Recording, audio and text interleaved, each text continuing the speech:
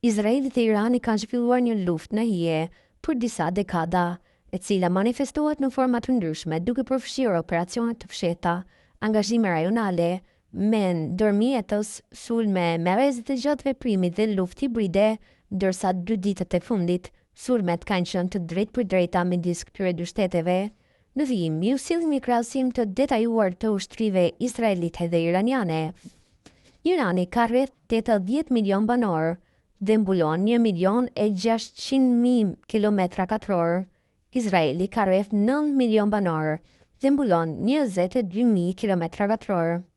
Irani ka një avantazh të madh numerik, rreth 610.000 ushtarë në detyrë aktiv, 350.000 rezervistë dhe 220.000 forca paraushtarake. Izraeli ka 170.000 ushtarë në detyrë aktive dhe deri në 465.000 rezervistë. Megjithatë, forcat izraelite kanë një avantazh të konsiderueshëm në trajnim, përvojë dhe pajisje teknologjike.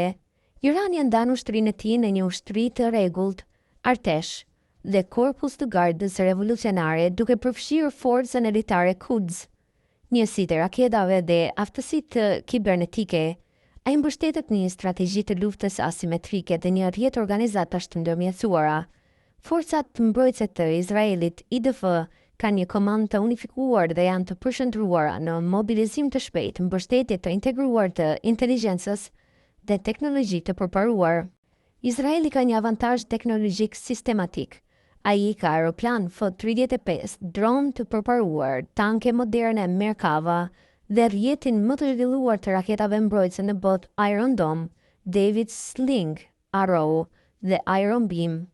Aftësitë e inteligjencës dhe kibernetikës, veçanërisht njësia 8200, janë ndër më të sofistikuarat në botë. Irani mbështetet në prodhimin e vet të raketave dhe dronëve, ka arsenalin më të madh të raketave balistike në lindjen e mesme dhe prodhon në masë dronë si Shahed, të cilët i eksporton Rusi dhe i përdor përmes ndërmjetësve. Sipas të gjitha vlerësimeve të disponueshme, Izraeli ka armë bërthamore, megjithatë nuk e konfirmon zyrtarisht. Ka një aftësi të dytë për sulmin nga toka, ajri dhe ndërtëset. Irani aktualisht nuk ka armë bërthamore operative, por ka uranium të pasuruar mjaftueshëm për të ndërtuar disa koka raketore brenda pak muajsh. Irani menaxhon një rrjet ndërmjetësish Hezbollah, Hamas, Houthi, milicit në Irak dhe Siri. Izraeli nuk përdor ndërmjetës, por mbështetet në forcat e veta, veçanërisht me operacionet e inteligjencës edhe sulmet ushtarake precize. Forcat izraelite janë të angazhuara rregullisht në kushte reale luftimi dhe demonstrojnë një nivel të lartë gatishmërie. Sistemet e mbrojtjes nga raketat janë provuar se funksionojnë, përfshirë gjatë sulmit iranian në tetorin e vitit të kaluar. Irani ka modernizuar forcat e tij, por i mungon përvoja në lufta moderne konvencionale. Strategjia e saj mbështetet në ndërmjetësime dhe frenim, aleancat dhe mbështetja ndërkombëtare.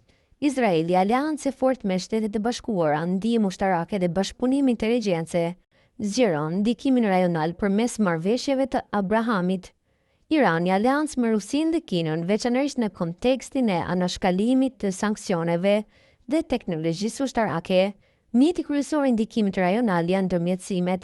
Irani dhe Izraeli përfaqësojnë dy modele krejtësisht ndryshme të fuqisë ushtarake.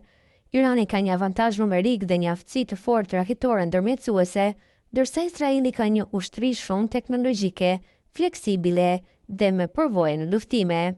Në një konflikt të drejtë për drejtë, superioriteti teknologjik i Izraelit dhe frenimi bërthamor japin atij një avantazh të qartë, por aftësia asimetrike e luftës së Iranit sigurojnë që çdo konflikt të jetë i zgjatur, kompleks dhe i kushtueshëm për të dyja palët.